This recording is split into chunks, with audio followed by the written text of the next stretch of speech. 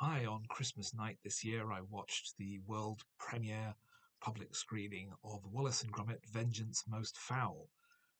Although it's premiering on television in the UK, it's getting a Netflix release worldwide, and it's absolutely presented as a feature film, so I'm counting it. It's the first Wallace and Gromit film since, I think, 2008, and their first feature since 2005, so a lot was riding on this, particularly as it was a sequel to their most beloved film, The Wrong Trousers, with Feathers McGraw returning to exact revenge for his imprisonment and making another attempt to steal the fabulous Blue Diamond. Meanwhile, Wallace has launched a new gardening business with an AI-powered gnome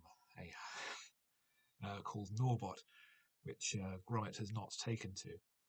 And with Feathers co-opting Norbot's programming for his own purposes, Wallace is thrown behind bars and has to clear his name while Gromit ventures out to undo the evildoer's scheme. It's very good. It's a return to form, but it's not a return to the excellence, I think, of the first two films. The top tier is still A Grand Day Out and The Wrong Trousers. I think then below that you would have the two features. And then close shave and bottom of the barrel, I think, would be A Matter of Loaf and Death, which felt very, very much like it was trying too hard. But this is very enjoyable. There's a proper emotional storyline. There's a well-constructed plot, but there's also an absolute avalanche of jokes. Every frame is packed with gags, verbal jokes. There's signs everywhere. Each of them is a gag. It's absolutely filled with humour, and I think there's a lot to enjoy here. Um, any reservations I might have, I think, would be in part the animation, which sometimes veers too much into using digital effects to enhance the stop motion. There's a couple of explosions which look look wrong for this particular environment, but it's very hard not to get swept up in it and to be jollied along by seeing these two characters again. Obviously, perfectly in tune. Nick Park returns to, I think, co-write and co-direct, so it's absolutely in tone with the previous movies. Although it's a much more populated world than before. Wallace is not the only speaking character. It's very much like Curse of the Were-Rabbit. This is a fully realised world of various speaking characters.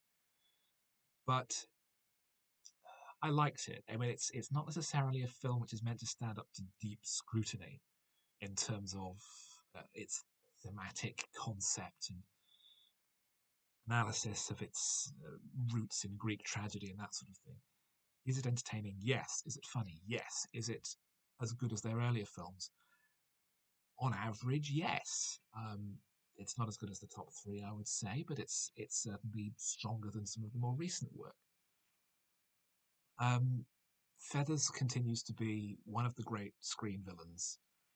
He doesn't talk. He remains as inexpressive and monstrous as ever. Um, and they find ways to kind of top or do variations of the action scenes from um, The Wrong Trousers that work extremely well.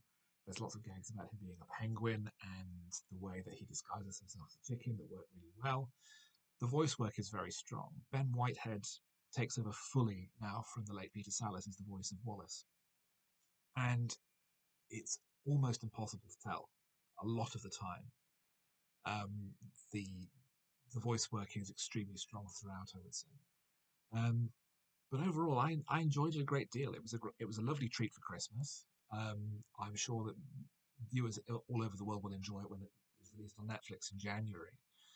Um, it's a new Wallace and Gromit film, and it's as good as their earlier work. And I think that on its own is recommendation enough.